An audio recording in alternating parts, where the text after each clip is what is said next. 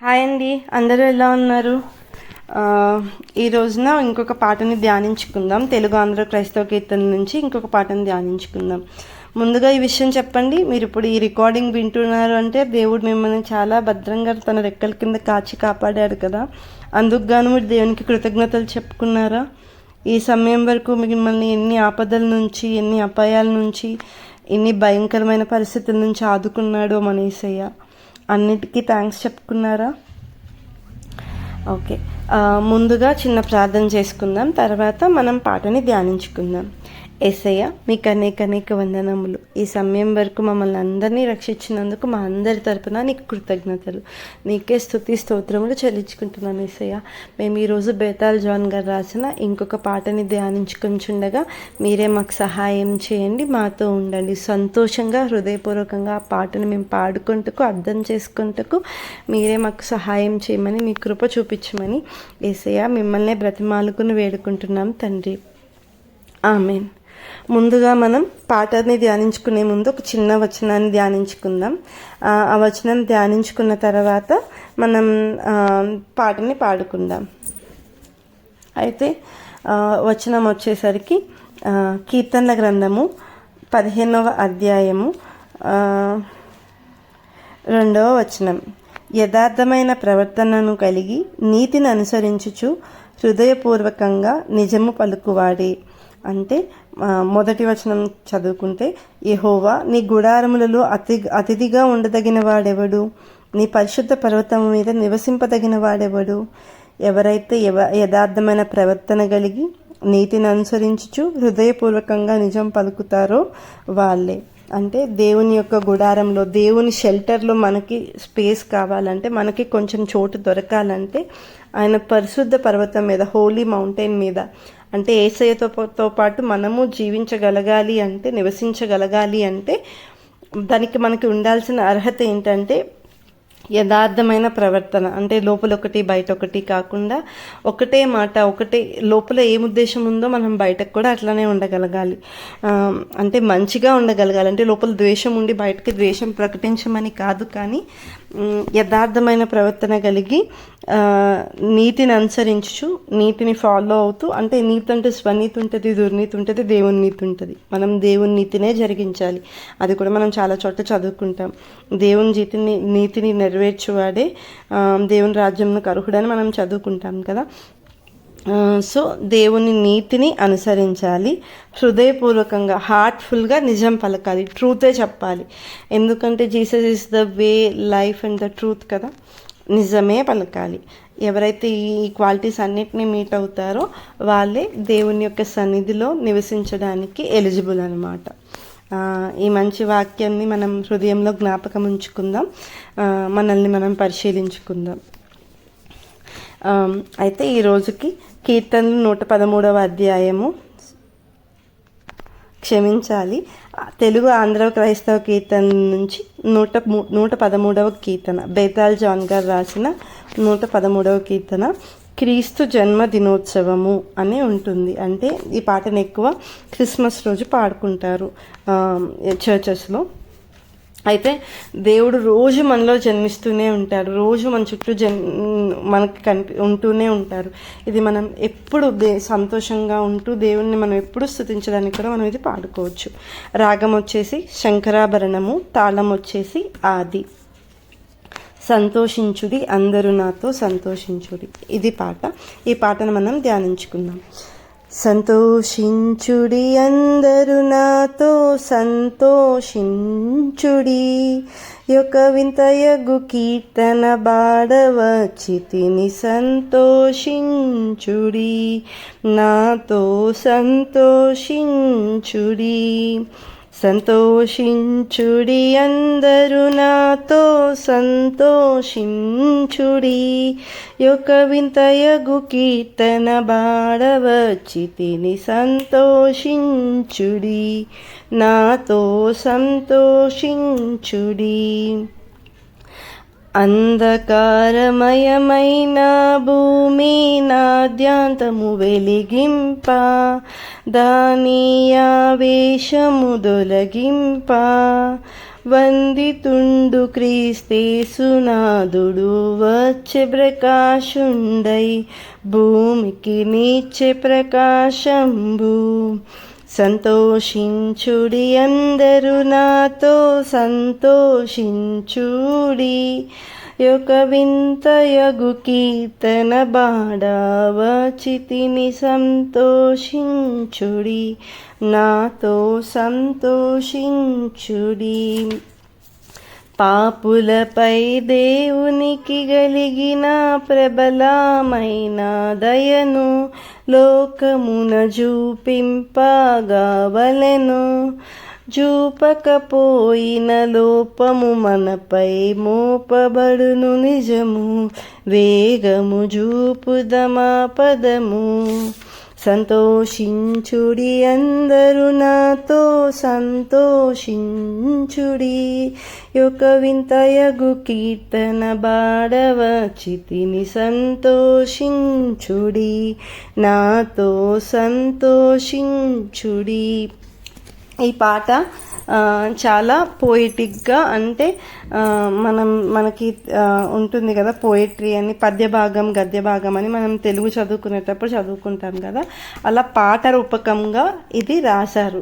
ఏంటి, దేవుని యొక్క దైవత్వము తెలియచేయడానికి, ఆయన మనల్ని ఎలా ఉత్సహించడానికి సంతోషించడానికి మనల్ని పిలుచుకున్నాడో, అలాగే దేవుని యొక్క రాకని ఆయన మన కోసం వచ్చినందుకు మనం ఎలా దాన్ని సెలబ్రేట్ చేసుకోవాలి అనేది ఈ పాటలో మనకి ఎక్స్ప్లెయిన్ చేస్తున్నారనమాట. ఎందుకు సెలబ్రేట్ చేసుకోవాలి? దేవుడు మనకి వెలుగునివ్వడానికి వచ్చాడు. అంధకారంలో ఉన్న మనల్ని చీకటిలోనికి తీసుకురావడానికి, చీకటి నుంచి వెలుగులోనికి తీసుకురావడానికి యేసయ్య మన కోసం వచ్చారు. యెషయా గ్రంథంలో ఉంటుంది కదండి, అసలు యేసయ్య ఎందుకు భూమి మీదకి వచ్చారనేది అది చెప్తున్నారనమాట. ఒకసారి నేను యెషయా గ్రంథంలో ఉన్న వచనాన్ని చదివి వినిపిస్తాను. ప్రభువగు యెహోవా ఆత్మ నా మీదకి వచ్చి ఉన్నది, దీనులకు సువర్తమానం ప్రకటించుటకు యెహోవా నన్ను అభిషేకించెను. నలిగిన హృదయము గల వారిని దృఢపరచుటకును, చెరలోనున్న వారికి విడుదలను, బంధింపబడిన వారికి విముక్తిని ప్రకటించుటకును, యెహోవా హితవత్సరమును మన దేవుని ప్రతిదండన దినమును ప్రకటించుటకును, దుఃఖక్రాంతులందరినీ ఓదార్చుటకును, సీయోన్లో దుఃఖించు వారికి ఉల్లాస వస్త్రములు ధరింపజేయుటకును, బూడిదకు ప్రతిగా పూదండను, దుఃఖమునకు ప్రతిగా ఆనంద తైలమును, బాధభరితమైన ఆత్మకు ప్రతిగా స్తుతి వస్త్రమును వారికి ఇచ్చుటకు ఆయనను పంపియున్నాడు. యెహోవా తన్ను మహిమపరచుకుంటకు నీతి అను మస్తకి వృక్షములనియు యెహోవా నాటిన చెట్లనియు వానికి పేరు పెట్టబడును. అంటే యేసయ్య మనల్ని ఎందుకు కాపాడడానికి వచ్చారు అనేది చెప్పి ప్రవచనాత్మకంగా యెషయా గ్రంథం 61వ అధ్యాయంలో రాసి ఉంచారనమాట. మన కోసం ఇలా వచ్చిన యేసయ్యని మనం స్తుతించాలి, ఆయన రాకను జ్ఞాపకం చేసుకుని ఉల్లసించాలి, సంతోషించాలి, గాన ప్రతిగానములతో ఆయనని స్తుతించగలగాలన్నమాట. అందుకని ఈ పాటని బేతాళ్ జాన్ గారు మన కోసం రాసి ఇచ్చించారు దేవుని ప్రేరేపణతో. సంతోషించుడి అందరూ నాతో సంతోషించుడి, యొక్క వింతగు కీర్తన బాడవచ్చి తిని సంతోషించుడి, నాతో సంతోషించుడి. అంటే అందరూ నాతో కలిసి ఆనందించండి, ఒక అద్భుతమైన కీర్తనతో నేను వచ్చాను కాబట్టి నాతో కలిసి సంతోషించండి. చాలా సింపుల్గా, అంటే క్లియర్గానే ఉంది. అందరూ నాతో కలిసి అంటే అగ్రీ అవ్వండి, నాతో ఏకీభవించండి, ఆనందించండి. ఒక బ్యూటిఫుల్, ఒక అమేజింగ్ సాంగ్తో నేను మీ దగ్గరికి వచ్చి ఉన్నాను కాబట్టి నాతో కలిసి సంతోషించండి. Everyone be happy and rejoice with me. I have come singing a wonderful new song, so rejoice with me. ఒక బ్యూటిఫుల్ సాంగ్తో నేను మీ దగ్గరకు వచ్చి ఉన్నాను కాబట్టి నాతో రిజాయిస్ చేయండి. చరణాలు చూసుకుంటే, అంధకారమయమైన భూమి నాద్యంతం వెలిగింప, దాని ఆవేశము దొలగింప, బందితుండు క్రీస్తేసునాథుడు వచ్చే ప్రకాశుండై భూమికి నిత్య ప్రకాశింబు. ప్రశంసింపబడిన క్రీస్తు ప్రభు ప్రకాశంగా వచ్చాడు, ఇహలోకం నుంచి చీకటిని తీసివేసి భూమికి వెలుగు ఇచ్చాడు. అంటే మన యేసయ్య మెచ్చుకోదగనివాడు, అందరికీ నచ్చేవాడు, అసలు తప్పే లేనివాడు. కానీ మనందరి కోసం సిలువ మీద ఎంతగా నలగొట్టబడ్డాడో కదా. మోసెస్ లా ప్రకారం చూసినా, ఏ కార్నర్ నుంచి చూసినా యేసయ్యలో ఎత్తి చూపించడానికి ఒక చిన్న తప్పు కూడా లేదు, మచ్చుకైనంత లేదు. అయినా యేసయ్య మన కోసం మరణించాడు. ఆయన రాక ఎంత గొప్పగా ఉందంటే ప్రకాశవంతమైన వెలుగులో ఆయన వచ్చి ఉన్నాడు భూమి మీదకి. ఎందుకు? ఇహలోకం నుంచి చీకటిని తీసివేయడానికి. ఈ భూమి మీద అంతా చీకటి అలుముకుని ఉందన్నమాట. చీకటి అంటే ఫిజికల్ ఐస్కి కనిపించే చీకటి కాదు, కానీ హృదయాలందరివి మూయబడిపోయాయి, తలుపులు వేసేసుకున్నారు. అంత డార్క్నెస్. అసలు ఎంత బిట్టర్ అయిపోయామంటే, ఎంత స్టోనీ హార్ట్ అయిపోయారంటే వాళ్ళకి ఏం తెలియట్లేదు, ఏమీ రియలైజ్ అవ్వడం లేదు, వాళ్ళ మిస్టేక్స్ గిల్టీనెస్ లేదు, అసలు మర్సీ లేదు, జాలి లేదు, దయ లేదు. అంత దారుణంగా తయారయ్యారు. వాళ్ళందరినీ ఆ చీకటి నుంచి, ఆ బంధకాల నుంచి విడిపించడానికి, భూమికి వెలుగునివ్వడానికి ఆయన మన కోసం వచ్చారు. Jesus the praised lord came like a shining light to remove the darkness from the world and bring light to the earth. కాననందకారంబు దొలగంప కాశించనులెండు మీరు ప్రకాశింపను రెండు మానవులను సంతోషపరచనై మహిమి నవతరించే భక్తుల మనము సంతసించే. ఇప్పుడు చీకటి తొలగిపోయి వెలుగొచ్చింది, మనము వెలగాలి. మనుషులను సంతోషపెట్టేందుకు మరియు మహిమ తీసుకురావడానికి ఆయన వచ్చాడు. కాబట్టి భక్తులమైన మనం కూడా సంతోషించాలి. యేసయ్య వచ్చిన రాకకై మనం సంతోషించాలి. యేసయ్య వచ్చాక చీకటి వెళ్ళిపోతుంది, వెలుగు వస్తుంది. దాన్ని మనం గుర్తెరిగి అర్థం చేసుకుని వివేచించి సంతోషించాలి. ఆ వెలుగుని యాక్సెప్ట్ చేయాలి మన లైఫ్లోకి.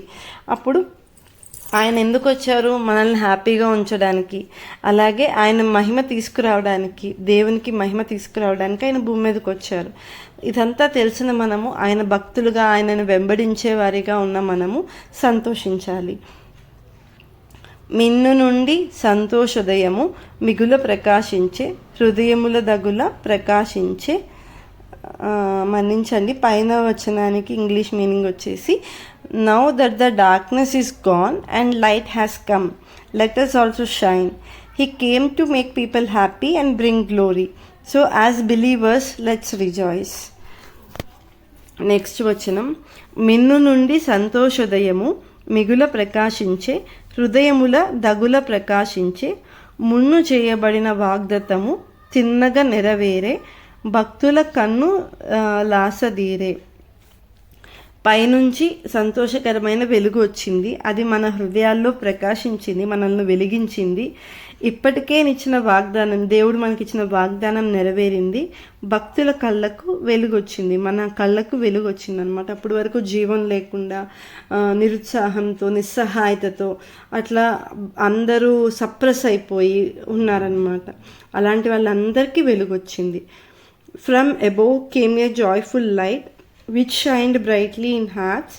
The promised word came true and the eyes of the faithful were opened. ప్రీతి అయిన నీ పండుగ గూర్చి నూతన కీర్తనను గలుసుకొని నాతో పాడుచును, నీ తరి దూరస్తుల కీ వార్తను నే తీరును నైనా తెలుపగా నాతుర పడవలెను. నీ ప్రేమ భర్త పండుగ గురించి, అంటే నువ్వు వచ్చిన రాక గురించి మేమంతా కలిసి ఒక గొప్ప కీర్తన పాడతాము. ఈ శుభవార్తను మా సన్నిహితులందరికీ, దగ్గరగా ఉన్న వాళ్ళకి, దూరంగా ఉన్న వాళ్ళకి అందరికీ తెలుపుదాం అని చెప్పి బేతాళ్ జాన్ గారు ఇక్కడ రాశారు. Let's sing a new song about your loving festival. Let's joyful tell even those far away about this good news. పాపులపై దేవునికి కలిగిన ప్రబలమైన దయను లోకమున చూపింపగవలెను. చూపకపోయిన లోపము మనపై మోపబడును నిజము. వేగము చూపుద మా పదము. పాపులపై దేవునికి చాలా గొప్ప దయ ఉందన్నమాట. మనం విలాపవాక్యంలో చదువుకుంటాం కదా, దినదినము ఆయనకు మన పైన నూతన వాత్సల్యం పుడుతుందన్నమాట.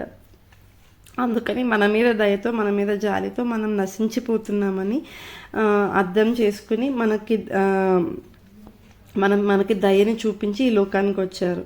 చూపకపోతే అది ఒకవేళ దేవుడు మన పైన దయని చూపించకుండా వదిలేసి ఉంటే మనం అదే చీకటిలో ఉంటాం. మనకి వెలుగు తెలియదు, మన తప్పులు మనకు అర్థం కావు, మనం ఆ చీకటిలో నుంచి ఎప్పటికీ బయటపడలేమన్నమాట.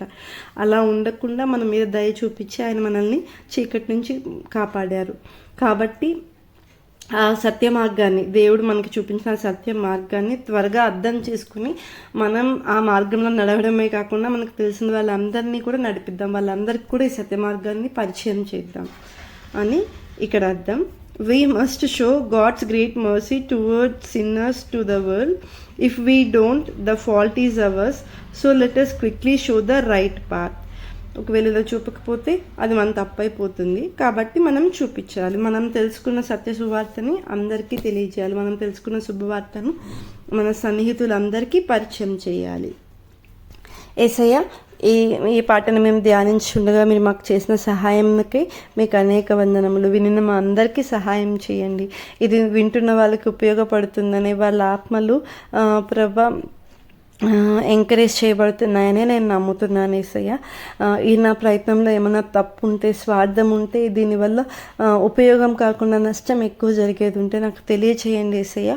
మీరే నాకు సహాయం చేయండి. నా గొంతును పరిచయం చేసుకోవడానికి కానీ, నా టాలెంట్ని చూపించుకోవడానికి కాదు. కానీ మేము పాటలు పాడుతున్నాం కానీ వాటి వెనుక ఉన్న అర్థం తెలియకుండా పాడేస్తే ప్రభా, మాకు అర్థమైతే మా హృదయం ఇంకా సంతోషంగా ఆనందభరితులమై మేము దాన్ని స్తుతించగలం కదా యేసయ్య. అందుకని ఈ ప్రయత్నం తప్పైతే మన్నించండి.